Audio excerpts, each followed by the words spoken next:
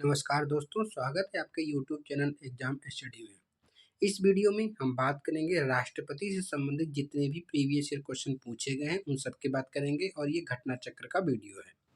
इसमें मैंने अभी तक जो है राष्ट्रपति तक जितने भी क्वेश्चन या डिस्क्रिप्शन टाइप से वो सभी चीज़ें आपको बता दी हैं। अगर वो सभी वीडियो आप लोगों ने नहीं देखे तो उनको देख लीजिए। उसी क्रम को आगे बढ़ाते हुए इस वीडियो में हम राष्ट्रपति से संबंधित करीब-करीब 100 क्वेश्चन्स हैं, उनके बारे में बात करेंगे। तो इससे पहले वाले वीडियो में मैंने जिसमें है राष्ट्रपति 1 तो उसमें मैंने बताया आपको जितना भी डिस्क्रिप्शन पार्ट है वो सभी मैंने खत्म किया हुआ है। जैसे कि ये सभी पार्ट जो है ये सभी अनुच्छेद वगैरह के बारे में ये सभी मैंने इससे प्रीवियस वाले क्वेश्चन प्रीवियस वाला जो वीडियो है उसमें बताया हुआ है। अगर वो वीडियो आप लोगों ने नहीं देखा तो उसी को देख लीजिए, क्योंकि अभी इस वीडियो में हम क्वेश्चन आंसर के फॉर्म में क्वेश्चन आंसर करेंगे और उनका डिस्क्रिप्शन भी पढ़ते चलेंगे। यहाँ पे पहला प्रश्न शुरू करते हैं। प्रश्न है कि निम्नलिखित में से कौन भारतीय गणतंत्र का प्रमुख है। तो निम्नलिखित में से कौन भारतीय गणतंत्र का प्रमुख है, तो है भारत का राष्ट्रपति। भारत का राष्ट्रपति। अब देखते हैं इसको डिस्क्रिप्शन में कि भारत एक गणराज्य है। इसका तात्पर्य है कि भारत का राष्ट्राध्यक्ष निर्वाचित होता है, ना कि वंशानुगत। अतः भारतीय गणराज्य या गणतंत्र भारतीय गणतंत्र का प्रमुख या राष्ट्राध्यक्ष राष्ट्रपति होता है, जिसका चुनाव अप्रत्यक्ष निर्वाचन प्रणाली द्वारा किया जाता है। नेक्स्ट क्वेश्चन है कि निम्नलिखित में से कथन जो है उनको विचार करना है। कथन ये है कि भारत का राष्ट्रपति ब्रिटेन के राजा से भिन्न है, और कारण है कि भारत का राष्ट्रपति का पद अमेरिका के राष्ट्रपति से मिलता है। तो ये दोनों आपका कथन दिए हुए हैं। अब इसमें से देखना है, हाँ आंसर है कि कौन सा सही है कौन सा गलत है। तो इसमें क्वेश्चन था इनमें से कौन सा सही है, एक सही है। तो देखिए क्वेश्चन क्या था, क्वेश्चन था कि कथन है कि भारत का राष्ट्रपति ब्रिटिश राजा से भिन्न होता है, और इसका कारण है कि भारत का राष्ट्रपति का पद अमेरिका के राष्ट्रपति से मिलता है। तो पहला तो सही है लेकिन दूसरा गलत है, ठीक है। तो इसीलिए इसका आंसर हो जाएगा आपका सी, कि पहला सही है दूसरा गलत है। इसका डिस्क्रिप्शन देख लेते हैं और चीज़ें क्लियर हो जाएंगी। देखिए संविधान के अनुच्छेद 53 के 53 के तहत संघ की कार्यपालिका शक्ति राष्ट्रपति में निहित होती है, अतः कथन एक सही है। तो वहीं संघीय कार्यपालिका का मुखिया भारत का राष्ट्रपति होता है। अनुच्छेद 74(1) के तहत राष्ट्रपति अपने कृत्यों का प्रयोग मंत्रिपरिषद की सलाह पर करता है। तो इस कारण से आर कथन गलत हो जाता है, क्योंकि राष्ट्रपति की शक्तियों पर संविधान के अंतर्गत सीमाएं अध्यारोपित या अभ्यारोपित की गई हैं। नेक्स्ट है कि भारत का राष्ट्रपति अपनी शक्तियों का प्रयोग करते हैं। तो इसमें हो जाएगा सीधे अपने अधीनस्थ अधिकारियों के द्वारा भी करते हैं और मंत्रिमंडल के द्वारा भी करते हैं। तो ये दोनों कथन आपका सही हो जाएगा, सॉरी हाँ, तो ये हो जाएगा सीधे अथवा अपने अधीनस्थ अधिकारियों के द्वारा, ये कथन आपका सही हो जाएगा। तो क्या है, भारत के राष्ट्रपति अपनी शक्तियों का प्रयोग कैसे करते हैं, या तो सीधे करते हैं या तो अपने अधीनस्थ अधिकारियों के द्वारा करते हैं। डिस्क्रिप्शन देख लेते हैं कि भारतीय संविधान के अनुसार भारत का एक राष्ट्रपति होगा।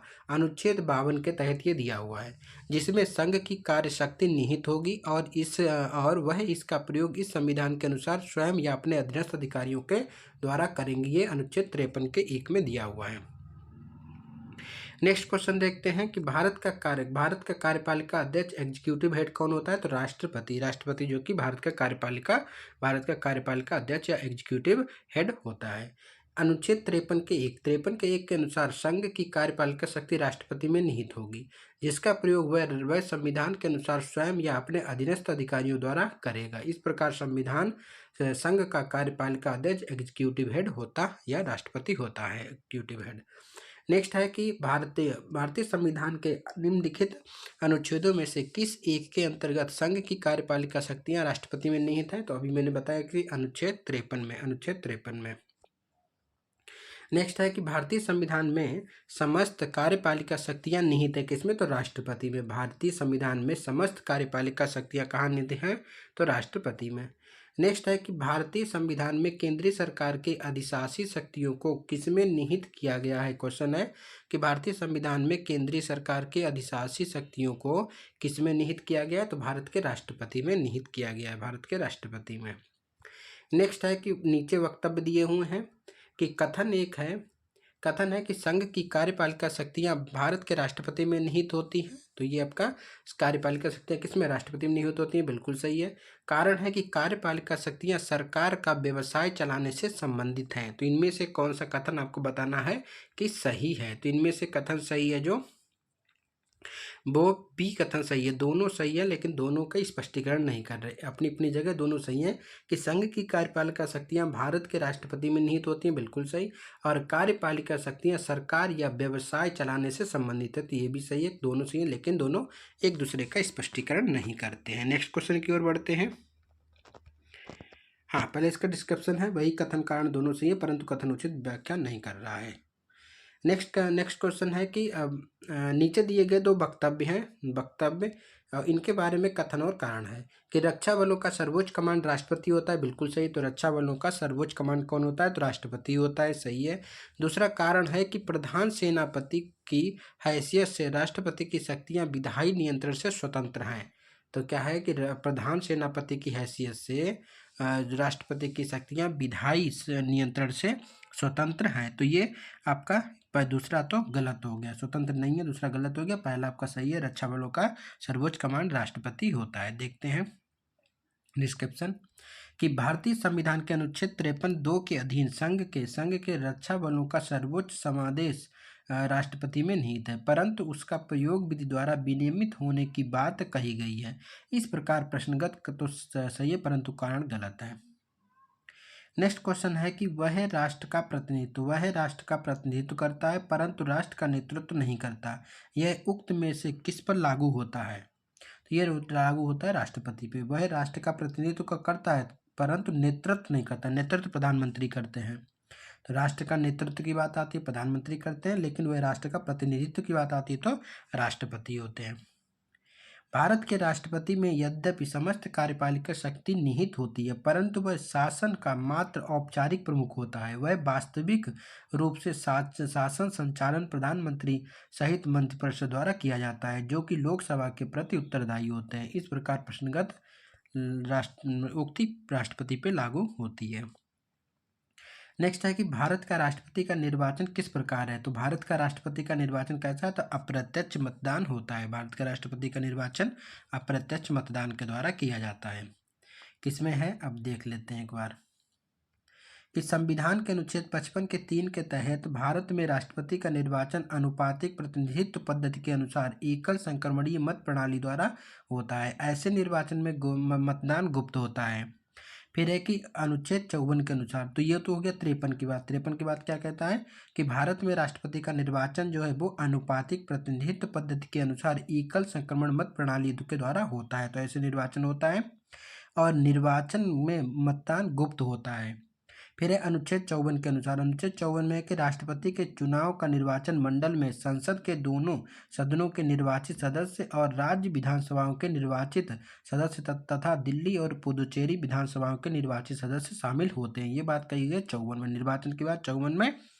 और कैसे होगा तो वो पद्धति की बात कही गई है तो 55 में। अर्थात जनता राष्ट्रपति के निर्वाचन में प्रत्यक्षता भाग नहीं लेती है। इस प्रकार राष्ट्रपति का निर्वाचन अप्रत्यक्ष निर्वाचन होता है। नेक्स्ट देखते हैं। नेक्स्ट है कि भारत का कथन और कारण है। भारत का राष्ट्रपति अध्यक्ष निर्वाचन से चुना जाता है, तो अप्रत्यक्ष। तो भारत का राष्ट्रपति अप्रत्यक्ष निर्वाचन से चुना जाता है, तो बिल्कुल सही है। दूसरा है कि एक निर्वाचन मंडल की व्यवस्था जो संसद के दोनों सदनों और राज्यों की विधानसभाओं के निर्वाचित सदस्य मिलकर बनता है, तो ये भी सही है। और ये स्पष्टीकरण यानी सी इसका सही होगा। दोनों सही है, दोनों स्पष्टीकरण भी कर रहे हैं। नेक्स्ट है कि भारत में राष्ट्रपति का चुनाव होता है, वही कौन सा? तो एकल हस्तांतरण मत प्रणाली द्वारा और अनुपातिक मत द्वारा। तो बी और सी दोनों इसका सही होगा।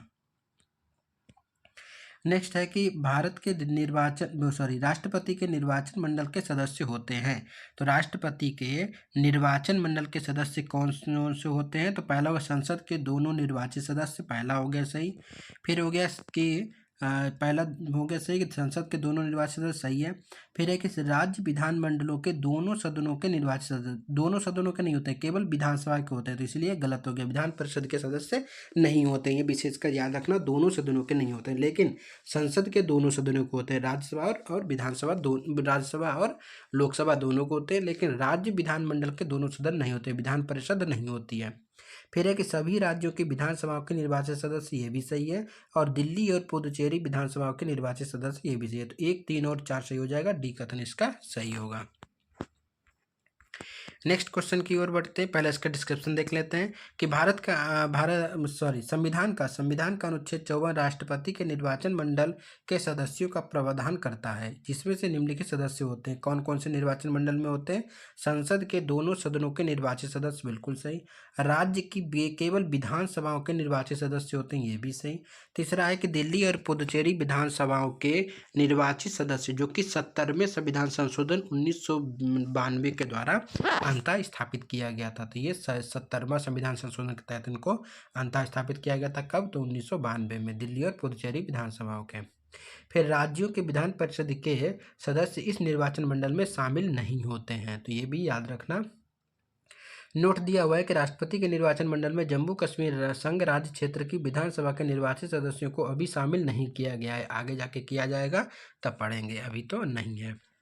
नेक्स्ट है कि भारतीय संविधान के 70वें संशोधन द्वारा भारत के राष्ट्रपति के चुनाव में किन 2 केंद्र शासित प्रदेशों को भाग लेने का अधिकार दिया गया है? तो कौन से? दिल्ली और पुदुचेरी। नेक्स्ट क्वेश्चन है कि निम्नलिखित में से कौन राष्ट्रपति के निर्वाचन हेतु निर्वाचक गण में सम्मिलित नहीं होते हैं? तो निर्वाचक गण में कौन सम्मिलित नहीं होता है? तो राज्यों के विधान परिषद के निर्वाचित सदस्य, जबकि लोकसभा के होते हैं निर्वाचित, राज्यसभा के और राज्य की विधानसभाओं के होते हैं, जबकि राज्यों की विधान परिषद के सदस्य निर्वाचन मंडल में शामिल नहीं होते हैं। नेक्स्ट है कि निम्नलिखित में से कौन राष्ट्रपति के निर्वाचन हेतु निर्वाचक गण के सदस्य हैं? निम्नलिखित कोट बताइए कौन कौन से हैं?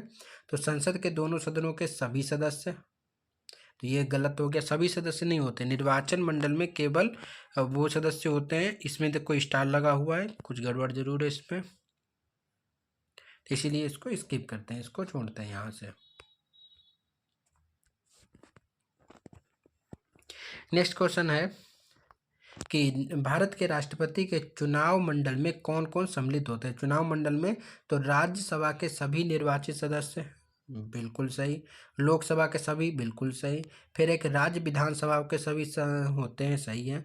फिर संसद के दोनों सदनों के सभी निर्वाचित सदस्य एवं राज्य विधानसभाओं के सभी निर्वाचित सदस्य, तो ये भी सही, इसलिए इसका उपयुक्त डी वाला देखो यहाँ पे इन्होंने ये भी दे दिया, लेकिन ये भी दे दिया, तो ये सबसे सटीक हो जाएगा यही कि राज्यों के दोनों सदनों के सभी निर्वाचित सदस्य एवं राज्य विधानसभाओं को निर्वाचित सदस्य, क्योंकि ये सभी चीजें इसके अंतर्गत आ गई, तो इसलिए डी इसका आंसर सही होगा। इसका डी आंसर बिल्कुल सटीक है, क्योंकि यहाँ पे दे दिया है सभी नहीं होते, निर्वाचित होते हैं सभी, ये गलत हो गया, सभी निर्वाचित सदस्य। हाँ, तो इसका डी आंसर आपको बिल्कुल सही है। नेक्स्ट है कि भारत के राष्ट्रपति के चुनाव के लिए चुनाव मंडल में सदस्य होते हैं। तो चुनाव मंडल में लोकसभा के चुने हुए सदस्य, राज्यसभा के चुने हुए सदस्य, राज्य विधानसभा द्वारा चुने हुए सदस्य या राज्य विधान परिषद के सदस्य। तो परिषद के तो होते ही नहीं है, तो आप गलत कर दीजिए, डी वाला गलत है, 1, 2, 3 और तीनों ये सही है। नेक्स्ट है कि भारत के राष्ट्रपति चुने जाते हैं। तो भारत के राष्ट्रपति चुने जाते हैं, तो ये चुने जाते हैं राज्यसभा, लोकसभा और राज्यों की विधानसभाओं के निर्वाचित सदस्य के द्वारा। नेक्स्ट है कि भारत का राष्ट्रपति चुना जाता है, सेम क्वेश्चन है, भारत का राष्ट्रपति चुना जाता है राज्य संसद और राज्य विधानसभाओं के सदस्यों के द्वारा, ये सही हो जाएगा, जहां तक आंसर इसका डी होना चाहिए, यहाँ पे स्टार लगा दिया है। नेक्स्ट क्वेश्चन देखते हैं। निम्नलिखित में से कौन राष्ट्रपति के चुनाव प्रकरण के लिए सही नहीं है? तो इनमें से कौन सा चुनाव प्रकरण के लिए सही नहीं है? तो पदस्थ राष्ट्रपति की पदावधि से पूर्व उत्तराधिकारी का चुनाव आवश्यक हो जाना है, बिल्कुल सही है। फिर राष्ट्रपति अपना पदभार ग्रहण करने की तिथि से 5 वर्ष तक पद पर बने रहेंगे, तो ये भी सबका सही है। तीसरा है कि राष्ट्रपति का उत्तराधिकारी आने तक कार्यकाल की समाप्ति पर भी वह पद पर बना रहेगा, तो ये भी आपका सही है।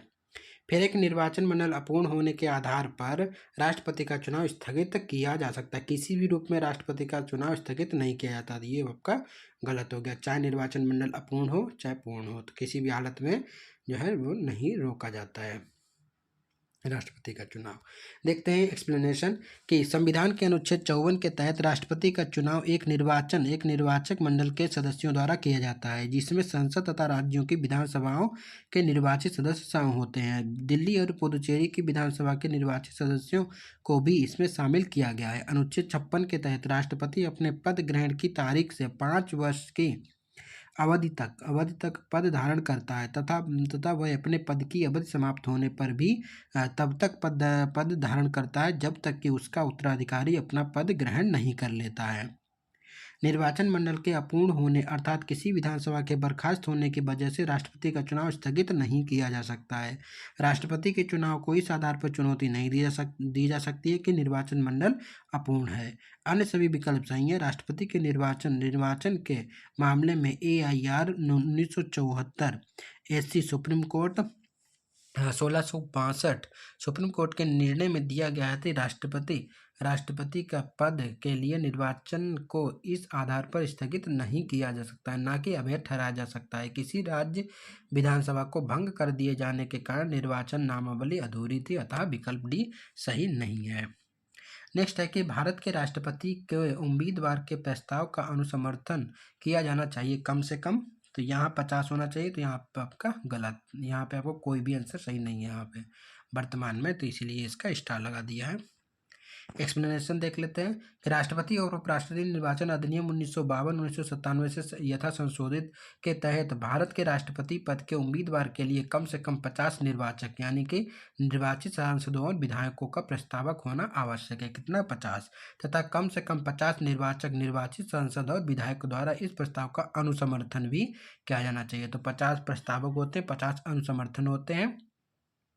फिर एक 1997 से पूर्व प्रस्तावकों और अनुमोदकों की संख्या 10 थी, तो 1997 में ये परिवर्तन करके 50-50 कर दिया गया है। नेक्स्ट क्वेश्चन देखते हैं कि निम्नलिखित कथन पर विचार कीजिए। तो इसमें से आपको देखना है कि कौन सा कथन सही है, बता रहा है इसमें से आपका कौन सा कथन सही है। तो ये विधानसभा के निर्वाचित सदस्यों का मूल्य राज्य की जनसंख्या बटा हाँ, तो विधानसभा के निर्वाचन सदस्यों का मत का मूल्य बराबर राज्य की जनसंख्या बटा राज्य की विधानसभा में निर्वाचित सदस्यों की संख्या गुणे 100 की जनसंख्या, तो ये आपका गलत हो गया पहला। दूसरा है कि एक निर्वाचित संसद सदस्य का मत का मूल्य सभी निर्वाचित विधानसभाओं के सदस्यों के मत के का कुल मान बटा निर्वाचित संसद सदस्यों की कुल संख्या, तो ये आपका सही होगा। यही आपका सही है, केवल 2 ही सही है। देखिए यहाँ पे दिया हुआ है राष्ट्रपति चुनाव का तरीका सूत्र अनुच्छेद 55 में वर्णित है, जिसके अनुसार केवल 2 ही कथन सही है कि विधानसभा के निर्वाचित सदस्यों के मत का मूल्य बराबर राज्य के जनसंख्या बटा राज्य की विधानसभा में, ये यहाँ पे दिखा देंगे सही से।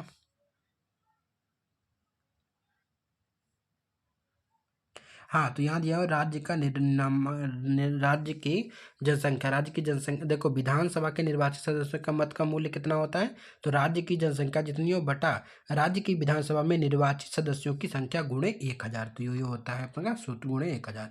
तो उपयुक्त सूत्र से यदि शेष 500 से अधिक आता है तो मतों का मूल्य 1 जोड़ दिया जाता है, जबकि इससे कम होने पर उसे नहीं गिना जाता है। साथ ही यहाँ जनसंख्या से तात्पर्य अनुच्छेद 55 के स्पष्टीकरण के अनुसार वर्ष 2026 के पश्चात की पहली जनगणना के सुसंगत आंकड़ों को प्रकाशित होने तक 1971 की जनगणना की अविनिश्चित जनसंख्या से है। संसद के निर्वाचित सदस्य का मत का मूल्य बराबर सभी निर्वाचित विधानसभा सदस्यों के मतों का कुल मान बटा निर्वाचित संसद सदस्यों की कुल संख्या। तो ये हो गया संसद के निर्वाचित सदस्यों का मत का मूल्य। इसमें भी है उपरोक्त सूत्र से यदि शेषफल आधे से कम है तो नहीं गिना जाएगा और यदि ज़्यादा है तो एक गिना जाएगा। ये फिर 12वें राष्ट्रपति चुनाव में यथा 2017 में संपन्न 15वां राष्ट्रपति चुनाव से भी 4,896 मतदाता थे, इसलिए तीसरा भी गलत हो गया। फिर है 26वां क्वेश्चन है कि भारत के राष्ट्रपति के निर्वाचन के संदर्भ में निम्नलिखित कथनों पर विचार कीजिए। तो निर्वाचन के संबंधित में कौन सा कथन सही है, ये आपको बताना है। तो इसमें है कि प्रत्येक एमएलए के वोट का मूल्य अलग अलग राज्य में अलग अलग होता है। बिल्कुल सही, क्योंकि जनसंख्या अलग है तो उसका मूल्य भी अलग हो जाएगा। नेक्स्ट है कि लोकसभा के सदस्यों का वोट का मूल्य राज्यसभा के सदस्यों के वोट के मूल्य से अधिक होता है, तो ये आपका गलत हो जाएगा, गलत है। देख लेते हैं इसमें एक बार कि संविधान के अनुच्छेद 55 में दी गई राष्ट्रपति के निर्वाचन की रीति के अनुसार राष्ट्रपति का निर्वाचन अनुपातिक प्रतिनिधित्व पद्धति के अनुसार एकल संक्रमण मत प्रणाली द्वारा होता है, जिसमें राज्य की विधानसभाओं के निर्वाचित सदस्य तथा संसद के दोनों सदनों के निर्वाचित सदस्य भाग लेते हैं। राज्य की विधानसभा के प्रत्येक सदस्य का मत मूल्य निम्न सूत्र से निकाला जा सकता है, बराबर राज्य की जनसंख्या बटा विधानसभा के कुल निर्वाचित सदस्यों की संख्या गुणे 1000। तब प्रत्येक राज्य की जनसंख्या तथा कुल निर्वाचित सदस्यों की संख्या भिन्न भिन्न होने के कारण एमएलए यानी विधानसभा सदस्य का मत मूल्य अलग अलग राज्य में अलग अलग होता है, इसलिए एक कथन सही है। दूसरा है कि संसद के एक सदस्य का मत का मूल्य निकालने हेतु निम्न सूत्र है कि सभी राज्य विधानसभाओं के निर्वाचित सदस्यों का मत का मूल्य का योग बटा संसद के दोनों सदनों लोकसभा और राज्यसभा के निर्वाचित सदस्यों की संख्या। अतः स्पष्ट है कि लोकसभा के प्रत्येक सदस्य तथा राज्यसभा के प्रत्येक सदस्य का मूल्य समान होता है। इसीलिए यदि एक संसद के मत का मूल्य की गणना की जाए तो दोनों सदनों के प्रत्येक सदन के मत का मूल्य एक समान 708 होगा, अतः दूसरा कथन गलत होगा। नेक्स्ट है कि राष्ट्रपति के निर्वाचन में राज्य के मुख्यमंत्री मतदान करने के पात्र नहीं होता। कब नहीं हो सकता है? जब वो विधान परिषद का सदस्य हो, तब नहीं हो सकता है। वह स्वयं प्रत्याशी हो, बिल्कुल हो सकता है। उसे राज्य विधानमंडल के निचले सदन में अपना बहुमत सिद्ध करना शेष हो, तब भी हो सकता है। और वह विधानमंडल के निम्न सदन का सदस्य हो सकता है, लेकिन जब वो उच्च सदन यानी कि विधान परिषद का सदस्य होगा तब वो निर्वाचन मंडल में भाग नहीं ले सकता है। देखिए, अनुच्छेद 54 के अनुसार राष्ट्रपति के चुनाव में राज्य विधानमंडल के उच्च सदन अर्थात विधान परिषद के सदस्य मतदान नहीं कर सकते। अतः मुख्यमंत्री इस सदन का सदस्य है तो वो राष्ट्रपति के चुनाव में मतदान करने का पात्र नहीं होगा। नेक्स्ट है कि भारत के राष्ट्रपति के चुनाव में राज्य की विधानसभा के प्रत्येक निर्वाचित सदस्यों के वोटों की संख्या उस राज्य की जनसंख्या के विधानसभा के कुल निर्वाचित सदस्य संख्या द्वारा विभाजित कर प्राप्त भागफल की 1000 के गुणकों के बराबर होती है। वर्तमान स्थिति 1997 में जनसंख्या से तात्पर्य किस वर्ष की जनगणना या अभिनिश्चित जनसंख्या से है? तो अभी पढ़ा था 1971 से। देखिए, 42वें संविधान संशोधन 1976 के अनुसार राष्ट्रपति के निर्वाचन में जनसंख्या का आशय 1971 की जनगणना द्वारा अनिश्चित जनसंख्या से है। 84वें संविधान संशोधन 2001 के द्वारा इसे अब 2026 के पश्चात ही पहली जनगणना के सुसंगत आंकड़े प्रकाशित होने तक के लिए निर्धारित किया गया है। संविधान के अनुच्छेद 55 में स्पष्टीकरण की बात का उल्लेख किया गया है, ये भी आप याद रखिए। नेक्स्ट है कि राष्ट्रपति के उम्मीदवार के लिए क्या आवश्यक नहीं है? तो राष्ट्रपति के उम्मीदवार के लिए पढ़ा लिखा आवश्यक नहीं है। आयु 35 वर्ष हो, संसद चुने जाने की योग्यता रखता हो, देश का नागरिक हो, लेकिन पढ़ा लिखा का कोई भी प्रावधान नहीं है। भारतीय संविधान के अनुच्छेद 58(1) में राष्ट्रपति निर्वाचन होने की अर्हताओं का उल्लेख किया गया। तो अर्हताएं किसमें है? तो 58(1) में, जिसके अनुसार उम्मीदवार को पढ़ा लिखा होना अनिवार्य नहीं है। नेक्स्ट है कि भारतीय राष्ट्रपति के विषय में निम्नलिखित कथनों पर विचार कीजिए और इनमें से कौन सा कथन क्या है सही है पूछ रहा है। तो इनमें से वह भारत का जन्मा नागरिक होना चाहिए, बिल्कुल गलत, ऐसा कोई प्रावधान नहीं है। उसे 35 वर्ष की आयु पूरी कर लेनी चाहिए, बिल्कुल सही। उसे संसद के सदस्य निर्वाचित होने की योग्यता रखनी चाहिए, तो इनमें से कौन सा सही है? इनमें से केवल 2 ही सही है कि उसे 35 वर्ष की आयु पूरी हो गई हो तो वो बन सकता है। नेक्स्ट क्वेश्चन की नेक्स्ट क्या पहले इसमें देख लेते हैं क्या क्या योग्यताएं हैं कि भारत के राष्ट्रपति के लिए निर्वाचित होने के लिए 58 एक के अनुसार निम्न योग्यताएं होनी चाहिए। पहले है कि वह भारत का नागरिक है, उसकी आयु 35 पूरा कर चुका, वो लोकसभा के सदस्य निर्वाचित होने की योग्यता रखता हो, इसकी तो लोकसभा सदस्य की निर्वाचन होने की योग्यता रखता हो। अतः स्पष्ट है कि राष्ट्रपति पद हेतु भारत का नागरिक होना आवश्यक है, न कि भारत का जन्मा नागरिक होना आवश्यक है। इसी प्रकार उसे संसद, राज्यसभा या लोकसभा का सदस्य नहीं बल्कि लोकसभा का सदस्य निर्वाचित होने की योग्यता रखनी चाहिए, केवल लोकसभा की, यह चीज याद रखना। नेक्स्ट है कि एक सांसद अथवा विधानसभा का सदस्य निर्वाचित राष्ट्रपति निर्वाचित हो सकता है, परंतु एक सांसद अथवा विधानसभा का सदस्य राष्ट्रपति निर्वाचित हो सकता है, परंतु निर्वाचित होने के तुरंत उपरांत अपनी सदस्यता छोड़नी पड़ेगी। तो ये सही है। देखिए, संविधान के अनुच्छेद 59 के 1 के अनुसार यदि संसद के किसी सदन का या किसी राज्य की विधानमंडल के किसी सदन का कोई सदस्य राष्ट्रपति निर्वाचित हो जाता है तो ये समझा जाएगा कि उसने उस सदन में अपना स्थान राष्ट्रपति के रूप में अपने पद ग्रहण की तारीख से रिक्त कर दिया है। दिए गए कथन में विकल्प सी ही सही था। नेक्स्ट देखते हैं कि भारतीय संविधान का कौन सा अनुच्छेद राष्ट्रपति पद के लिए पुनः निर्वाचन की योग्यता निर्धारित करता है। तो कौन सा अनुच्छेद है? अनुच्छेद 57। अनुच्छेद 57 में पुनः निर्वाचन की बात कही गई है भारतीय राष्ट्रपति के पद के लिए पुनः निर्वाचन कितने में? तो 57 में, 57 में। भारतीय संविधान के अनुसार अनुच्छेद 57 में राष्ट्रपति पद के लिए पुनः निर्वाचन के लिए पात्रता निर्धारित करता है। इस अनुच्छेद के अनुसार कोई व्यक्ति जो राष्ट्रपति के रूप में पद धारण करता है या कर चुका है, इस संविधान के अन्य उपबंधों के अधीन रहते हुए उस पद के लिए पुनः निर्वाचन का पात्र होगा। नेक्स्ट है कि अगर भारत के राष्ट्रपति के चुनाव में कोई विवाद है तो उसे विवाद को सौंपा जा सकता है। तो भारत के सर्वोच्च न्यायालय को अगर भारत के राष्ट्रपति के चुनाव में कोई विवाद है तो उस विवाद को अनुच्छेद 71 के अनुसार भारत के सर्वोच्च न्यायालय को सौंपा जाएगा और संविधान और सर्वोच्च न्यायालय द्वारा किया गया विनिश्चित अंतिम होगा। नेक्स्ट है कि राष्ट्रपति 5 वर्ष तक अपने पद पर रहता है, तो अपने पद ग्रहण के दिन से अनुच्छेद 56 के 1 के अनुसार राष्ट्रपति अपने पद ग्रहण के दिन से 5 वर्ष की अवधि के पद धारण करता है। नेक्स्ट है कि भारत के राष्ट्रपति अपना पद त्याग करके किसको संबोधित करते हैं? तो ये उपराष्ट्रपति को। तो भारत के राष्ट्रपति अपना त्याग पत्र किसको सौंपते हैं? तो भारत के राष्ट्रपति अपना त्याग पत्र सौंपते हैं उपराष्ट्रपति को।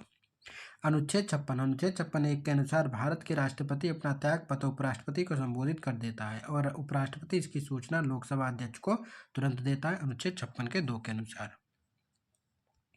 नेक्स्ट है कि भारत का राष्ट्रपति अपना त्याग पत्र किसको सौंपता है? तो भारत के उपराष्ट्रपति को। नेक्स्ट है कि भारत के राष्ट्रपति को अपने पद से हटाया जा सकता है, तो ये संसद के द्वारा। तो भारत के राष्ट्रपति को उसके पद से हटाया जा सकता है किसके? संसद के द्वारा। अनुच्छेद 56 के खंड 1 के उपखंड ख के अनुसार संविधान का अतिक्रमण करने पर राष्ट्रपति को अनुच्छेद 61 उपबंधित अनुच्छेद 61 में राष्ट्रपति पर महाभियोग चलाने की प्रक्रिया रीति से संसद द्वारा चलाए गए महाभियोग के माध्यम से उसे पद से हटाया जा सकता है। नेक्स्ट है कि भारतीय संविधान के किस अनुच्छेद के तहत राष्ट्रपति पर महाभियोग चलाया जा सकता है? तो 61 के तहत, अनुच्छेद 61 के द्वारा। नेक्स्ट है कि भारत के राष्ट्रपति को महाभियोग द्वारा हटाए जाने की प्रक्रिया निम्नलिखित में से किस अनुच्छेद में वर्णित है? तो अनुच्छेद 61 में। नेक्स्ट है कि भारत के राष्ट्रपति को कार्य अवधि की समाप्ति से पूर्व भी पद से हटाया जा सकता है, तो महाभियोग के द्वारा। अनुच्छेद 61 में महाभियोग की प्रक्रिया बताई गई है। नेक्स्ट है कि भारत के राष्ट्रपति पर महाभियोग का आरोप संसद के किस सदन द्वारा लगाया जा सकता है? तो किसी भी सदन में। तो राष्ट्रपति पर महाभियोग की जो प्रक्रिया है वो संसद के किस सदन में लाई जा सकती है? तो किसी भी सदन में के द्वारा लाई जा सकती है। राष्ट्रपति पर महाभियोग चलाने की प्रक्रिया के वर्णन में अनुच्छेद 61 में किया गया है। अनुच्छेद 61 के अनुसार राष्ट्रपति पर महाभियोग का आरोप संसद के कोई सदन लगा सकता है। अनुच्छेद 61(3) के अनुसार दूसरा सदन उस आरोप का अन्वेषण करवाएगा और ऐसे अन्वेषण में राष्ट्रपति को स्वयं उपस्थित होने का अथवा अपने प्रतिनिधित्व करने का अधिकार होगा। नेक्स्ट है कि भारतीय संविधान के निम्नलिखित अनुच्छेदों में से कौन सा अनुच्छेद राष्ट्रपति के महाभियोग से संबंधित है? अनुच्छेद 61। अनुच्छेद 61। नेक्स्ट है कि निम्न में से भारत का राष्ट्रपति पर महाभियोग लगाने का अधिकार किसे है? तो संसद के दोनों सदनों को। संसद के दोनों सदनों को महाभियोग लगाने का अधिकार है। नेक्स्ट है कि संविधान के उल्लंघन के आधार पर राष्ट्रपति के विरुद्ध किसके द्वारा महाभियोग लगाया जा सकता है? तो ये संसद के दोनों सदनों के द्वारा। नेक्स्ट है कि भारत के राष्ट्रपति पर महाभियोग चलाने के लिए कम से कम कितने दिन पूर्व सूचना आवश्यक है? तो 14 दिन पूर्व सूचना आवश्यक है। तो भारत के राष्ट्रपति पर महाभियोग चलाने के लिए कम से कम कितने पूर्व उसके सूचना आवश्यक है? तो 14 दिन पूर्व। भारत के राष्ट्रपति पर महाभियोग संविधान के अतिक्रमण के आधार पर चलाया जा सकता है वो जब संसद का कोई सदन इस प्रकार का आरोप लगाए कि संविधान के अनुच्छेद 61(2) के अनुसार ऐसा कोई आरोप तब तक नहीं लगाया जाएगा जब तक कि ऐसा आरोप लगाने की प्रस्तावना किसी ऐसे संकल्प में अंतर्निहित नहीं है जो कम से कम 14 दिन पूर्व ऐसी लिखित सूचना में दिए जाने के पश्चात प्रस्तावित किया गया हो।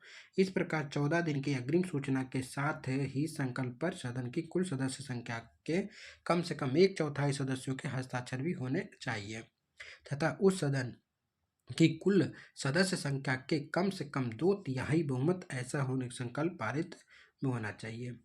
नेक्स्ट है कि निम्नलिखित में से कौन सा भारत के राष्ट्रपति के निर्वाचक गण का तो भाग है परंतु उसके महाभियोग अधिकरण में भाग नहीं है? तो राज्यों की विधानसभाएं। तो निम्नलिखित में से कौन भारत के राष्ट्रपति के निर्वाचन गण का तो भाग है? तो निर्वाचन में रहते हैं ये लोग लेकिन उसके महाभियोग की प्रक्रिया में नहीं रहते। तो राज्यों के विधानसभाएं। अनुच्छेद 61 के अनुसार राष्ट्रपति पर महाभियोग एक अर्ध न्यायिक प्रक्रिया। कैसी प्रक्रिया है? तो एक अर्ध न्यायिक प्रक्रिया है जो संसद में चलाई जाती है। इसमें राज्यों की विधानसभाएं भाग नहीं लेती हैं जबकि अनुच्छेद 54 के अनुसार राज्यों की विधानसभाएं के निर्वाचित सदस्य राष्ट्रपति के निर्वाचक गण का भाग हैं। ज्ञातव्य है कि राज्यों की विधान परिषदें निर्वाचक गण का भाग नहीं होती हैं। नेक्स्ट क्वेश्चन है कि भारत के राष्ट्रपति पर महाभियोग प्रक्रिया है कैसे? तो एक अर्ध न्यायिक प्रक्रिया है। नेक्स्ट है कि भारत के राष्ट्रपति का रिक्त पद भर लिया जाना चाहिए तो 6 माह के अंदर 6 माह में उसका रिक्त पद को भर लिया जाना चाहिए। संविधान के अनुच्छेद 62(1) के अनुसार राष्ट्रपति की पदावधि की समाप्ति से हुई रिक्त को भरने के लिए निर्वाचन पदावधि की समाप्ति से पहले ही पूर्ण कर लिया जाएगा। अनुच्छेद 62(2) के अनुसार यदि रिक्त राष्ट्रपति की मृत्यु अगर रिक्ति जो है वो राष्ट्रपति की मृत्यु त्यागपत्र पदत्याग या पद से हटाए जाने के कारण हुई है तो उसके रिक्त को भरने के लिए निर्वाचन रीति होने के तारीख के पश्चात यथाशीघ्र अपने प्रत्येक दशा में 6 माह बीतने से पहले किया जाएगा। नेक्स्ट है कि पदासीन राष्ट्रपति की पदावधि की समाप्ति से भिन्न किसी कारण से उत्पन्न होने वाली रिक्त की दशा में रिक्त भरने के लिए निर्वाचन आज से हो जाना चाहिए तो 6 माह के अंदर 6 माह के भीतर ही पहले ही बताया क्वेश्चन। नेक्स्ट है कि भारत के राष्ट्रपति की मृत्यु त्यागपत्र अथवा हटाए जाने पद पर रिक्त भरने की समय सीमा कितने? वही 6 माह। नेक्स्ट है कि जब राष्ट्रपति मृत्यु त्यागपत्र या पदच्युत या अन्य कारणों से अपने कर्तव्यों को नहीं निभा सकता तो उपराष्ट्रपति कितने समय के तक राष्ट्रपति के रूप में कार्य करता रहेगा? तो कब तक करता रहेगा? तो 6 माह तक। देखिए अनुच्छेद 62 के 2 के अनुसार राष्ट्रपति की मृत्यु त्यागपत्र या पदच्युत या अन्य कारण से हुई उसके पद से रिक्त को भरने के निर्वाचन रिक्त तिथि से 6 माह बीतने से पहले किया जाएगा। अर्थात अनुच्छेद 65 के 1 के अनुसार ऐसी दशा में उपराष्ट्रपति 6 माह तक राष्ट्रपति रह सकता है। नेक्स्ट है कि यदि मृत्यु त्यागपत्र या हटाए जाने की स्थिति में भारत के राष्ट्रपति का पद रिक्त हो जाएगा तो उस पद पर कौन कार्यभार संभालेगा? तो उपराष्ट्रपति।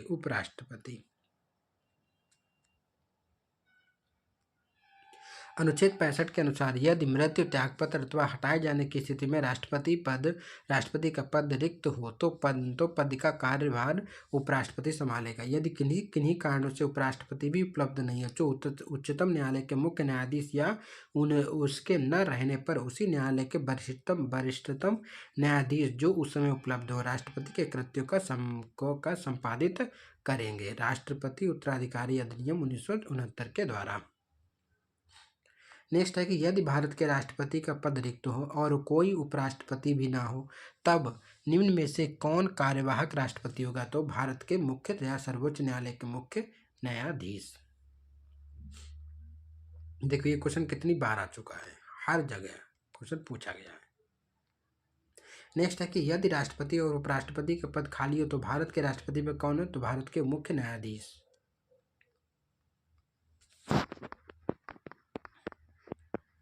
नेक्स्ट क्वेश्चन है कि यदि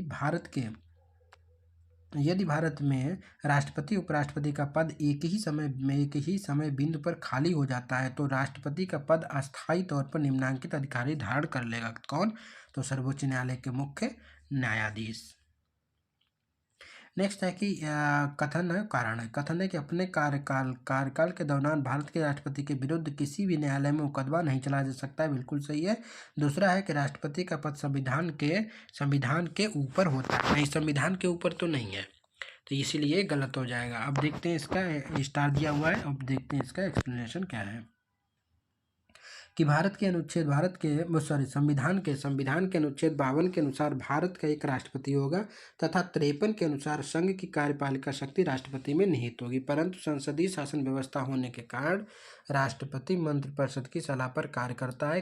अनुच्छेद 361 के तहत राष्ट्रपति राज्यपाल को उनके द्वारा किए गए शासकीय कार्यों के लिए विधिक कार्यवाही से उन्मुक्त प्राप्त है। अनुच्छेद 361 के 2 के अनुसार अपने कार्यकाल के दौरान राष्ट्रपति या किसी राज्य के राज्यपाल के विरुद्ध किसी भी न्यायालय में आपराधिक या दंडित मुकदमा नहीं चलाया जा सकता, चाहे राष्ट्रपति हो चाहे राज्यपाल हो, दोनों पे कोई भी अपने कार्यकाल के समय न्यायालय में आपराधिक या दंडित मुकदमा नहीं चलाया जाएगा। परंतु 361(4) के प्रावधान के तहत उनके द्वारा व्यक्तिगत हैसियत से किए गए कार्य के संबंध में उनके विरुद्ध अनुतोष का दावा करने वाला दीवानी या सिविल मुकदमा तत्संबंधी विस्तृत लिखित सूचना उन्हें उनके कार्यालय में देने के 2 माह पश्चात चलाया जा सकता है। अतः प्रसंगत जो सही नहीं है, कथन सही नहीं है, और साथ ही राष्ट्रपति का पद संविधान से ऊपर नहीं होता, इसलिए यह भी गलत है। तो इसलिए यहाँ पे स्टार लगा था। ठीक है। नेक्स्ट है कि भारतीय संविधान में निम्नलिखित में से किस एक संशोधन द्वारा राष्ट्रपति को कोई भी मामला मंत्रिपरिषद द्वारा पुनर्विचार के लिए वापस भेजने का अधिकार दिया गया है? तो अनुच्छेद 44 के अनुसार। अनुच्छेद 44 संविधान संशोधन 44 के अनुसार। ठीक है, संशोधन है ये। तो संविधान संशोधन 44वां संविधान संशोधन अधिनियम 1978 द्वारा अनुच्छेद 74(1) में एक परंतुक जोड़ा गया। कि क्या जोड़ा गया? जिसके तहत राष्ट्रपति को कोई भी मामला मंत्रिपरिषद द्वारा पुनर्विचार किए जाने के लिए भेजने का अधिकार दिया गया है। नेक्स्ट है कि राष्ट्रपति लोकसभा को कब भंग कर सकता है? तो ये केंद्रीय मंत्रिमंडल की अनुशंसा पर राष्ट्रपति जो है वो लोकसभा को भंग कर सकता है। अनुच्छेद 85 के 2 के ख के अनुसार राष्ट्रपति लोकसभा भंग कर सकता है, किंतु राष्ट्रपति की यह शक्ति अनुच्छेद 74 के 1 के अधीन अर्थात वह ऐसा केंद्रीय मंत्रिपरिषद की अनुशंसा या सलाह पर कर सकता है। उल्लेखनीय है कि मंत्रिमंडल में कैबिनेट स्तर के मंत्री शामिल होते हैं, जबकि मंत्रिपरिषद में सभी कैबिनेट राज्य और उपमंत्री शामिल होते हैं। हालांकि मंत्रिपरिषद द्वारा लोकसभा में बहुमत खो देने पर उसके द्वारा दी गई लोकसभा को समय पूर्व भंग करने की सलाह राष्ट्रपति के लिए बाध्यकारी नहीं होती तथा इस संदर्भ में राष्ट्रपति अपने विवेकाधिकार का प्रयोग कर सकता है। नेक्स्ट है कि भारत के राष्ट्रपति किसकी अनुशंसा पर लोकसभा को भंग कर सकता है? तो वही मंत्रिपरिषद की अनुशंसा पर। नेक्स्ट है कि लोकसभा राज्यसभा की संयुक्त बैठक किसके द्वारा आहूत की जाती है? तो राष्ट्रपति के द्वारा ये बैठक आहूत की जाती है। तो संविधान के अनुच्छेद 108 के तहत किसी विधेयक पर दोनों सदनों के मध्य गतिरोध की स्थिति में लोकसभा और राज्यसभा की संयुक्त बैठक राष्ट्रपति के द्वारा आहूत की जाती है। अनुच्छेद 118 के 4 के तहत दोनों सदनों की संयुक्त बैठक की अध्यक्षता कौन लोकसभा का अध्यक्ष करता है? तो संयुक्त बैठक बुलाता कौन है? तो अनुच्छेद 108 के तहत राष्ट्रपति आहूत करता है, लेकिन उसकी अध्यक्षता 118 के 4 के तहत लोकसभा का अध्यक्ष करता है। नेक्स्ट क्वेश्चन है 61वां क्वेश्चन है कि अनुच्छेद 108 के अंतर्गत लोकसभा और राज्यसभा की संयुक्त बैठक को कौन आहूत करता है? तो राष्ट्रपति इसको आहूत करता है, लेकिन इसकी अध्यक्षता कौन करता है? तो लोकसभा का अध्यक्ष की अध्यक्षता करता है। नेक्स्ट है कि भारतीय संसद की संयुक्त अधिवेशन निम्नलिखित में से कौन एक बुला सकता है? तो राष्ट्रपति बुलाता है अनुच्छेद 108 के तहत।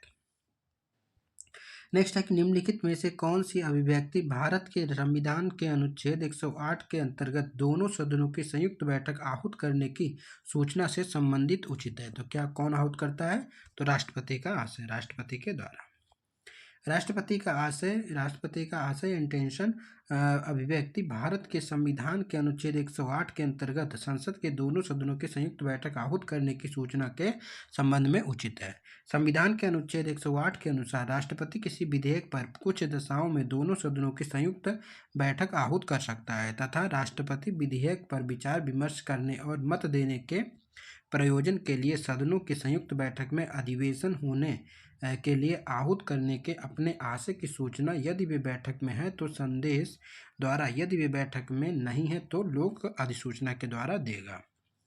नेक्स्ट क्वेश्चन है कि भारत के राष्ट्रपति से संबंधित निम्नलिखित कथनों में से कौन सा कथन सही नहीं है? तो इनमें से देखना है कौन सा कथन राष्ट्रपति से संबंधित सही नहीं है। वह संसद का एक संघटक भाग है, सही है। वह दोनों सदनों की चर्चा में भाग लेता है, तो ये नहीं, गलत है। तो दोनों सदनों की चर्चा में भाग नहीं लेता है राष्ट्रपति कभी भी, लेकिन वह संसद का एक संघटक भाग है, बिल्कुल है, संगठन भाग है।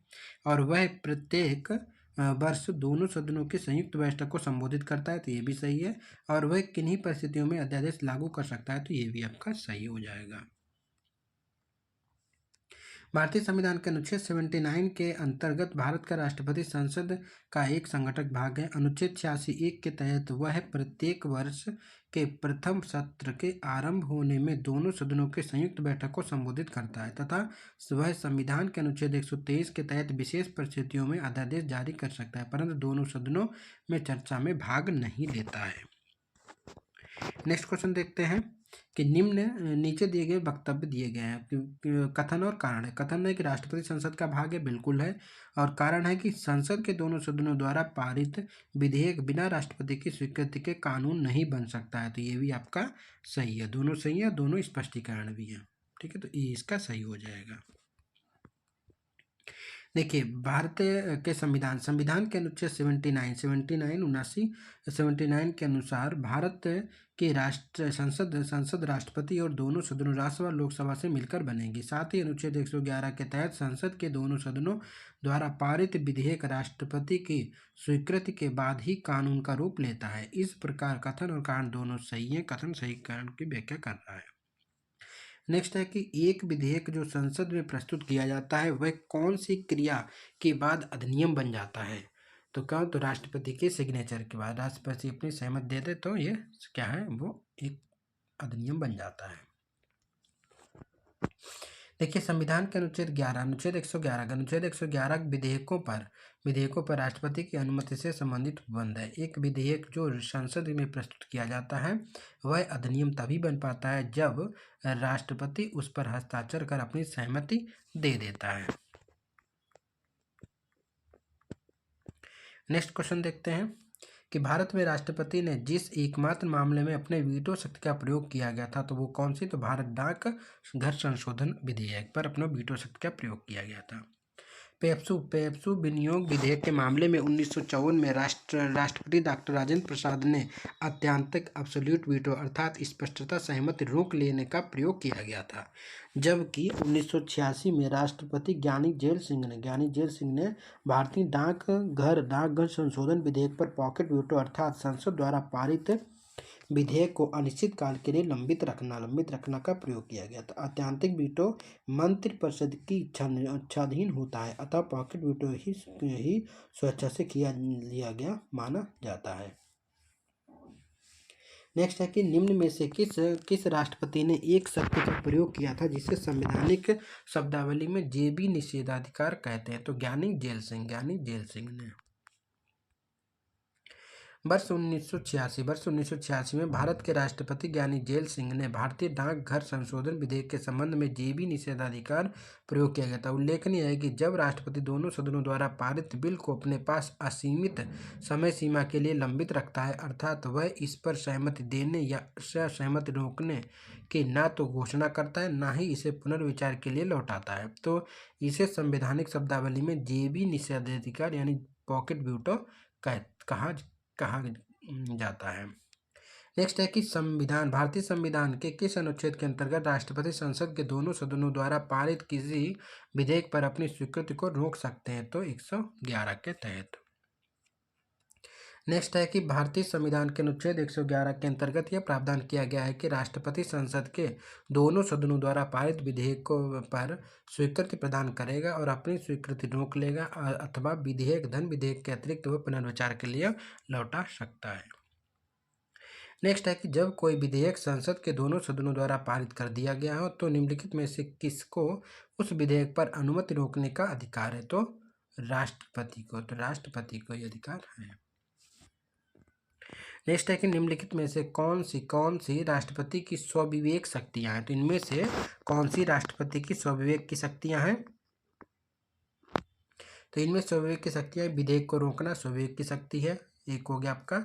तीसरा, और उसके बाद है आपका तीसरा हो गया, फिर छठा, तीसरे के बाद पांचवा, चौथा, तीसरा। हाँ, दूसरा, तीसरा और छठा। दूसरा क्या है कि विधेयक को आपत्तियों के समय वापस भेजना, ये स्वविवेक की शक्ति है। तीसरा, एक विधेयक को रोक कर रखना, ये स्वविवेक की शक्ति है। और छठा, संसद को संदेश भेजना। तो ये तीनों क्या है? राष्ट्रपति की स्वविवेक की शक्तियाँ। इसलिए इसका ये आंसर 2, 3 और 6 हो जाएगा। देखिए, राज्यसभा और लोकसभा को से पारित होकर राष्ट्रपति के पास आए हुए विधेयक यानी धन विधेयक के अतिरिक्त को राष्ट्रपति द्वारा आपत्तियों सहित वापस भेजना, विधेयक को रोक कर रखना तथा संसद को संदेश भेजने का अधिकार राष्ट्रपति की स्वविवेक शक्तियों में शामिल है। अनुच्छेद 86 के 2 के तहत राष्ट्रपति संसद को संदेश भेज सकता है तथा विशेष परिस्थितियों में मंत्रिपरिषद से मतभेद की स्थिति में राष्ट्रपति इस संदर्भ में अपने स्वविवेक का प्रयोग कर सकता है। नेक्स्ट है कि निम्न में से किस विषय पर राष्ट्रपति के लिए मंत्रिपरिषद की सलाह लेना आवश्यक नहीं है? तो किस पे लेना? तो विधेयकों की स्वीकृति लेना, ये मंत्रिपरिषद की सलाह लेना आवश्यक नहीं है।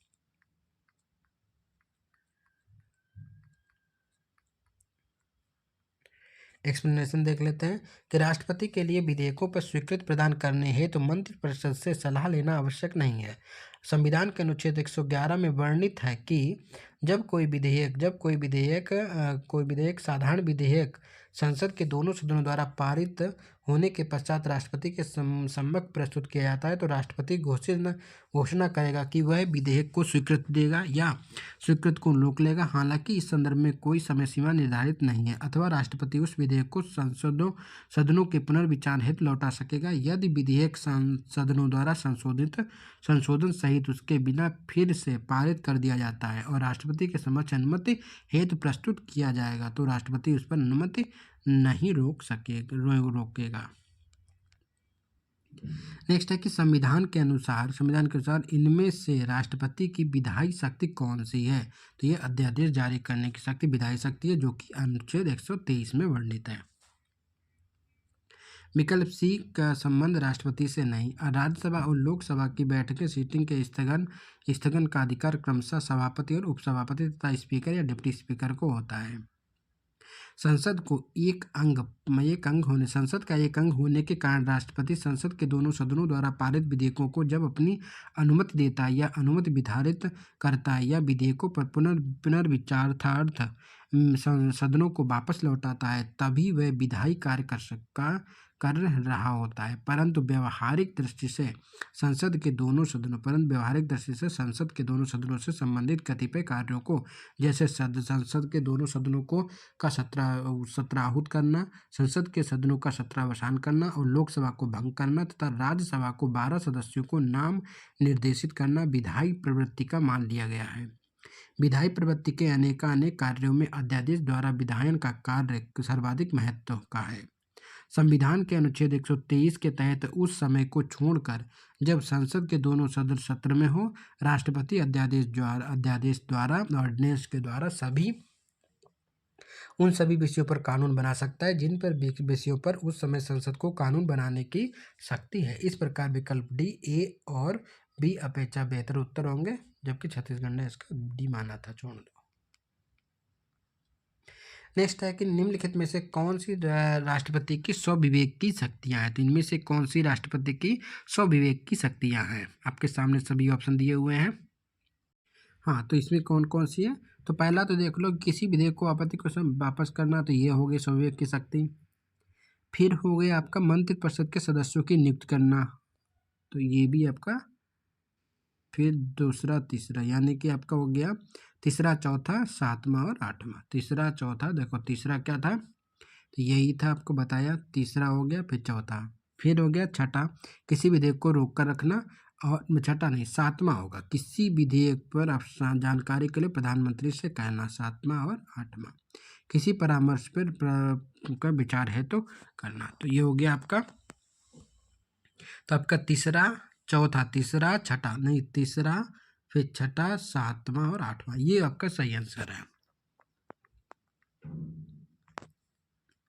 तीसरा हो गया, छठा, सातवां, आठवां, ये आपका यही राष्ट्रपति की स्वविवेक की शक्ति है। किसी विधेयक को आपत्तियों सहित संसद को वापस भेजना, फिर किसी विधेयक को रोक कर रखना, फिर एक किसी विषय से संबंधित जानकारी के लिए प्रधानमंत्री से कहना, ये स्वविवेक की शक्ति है। फिर एक किसी परामर्श पर मंत्रिपरिषद से पुनर्विचार हेतु कहना, तो ये सभी क्या है, स्वविवेक की शक्तियाँ हैं।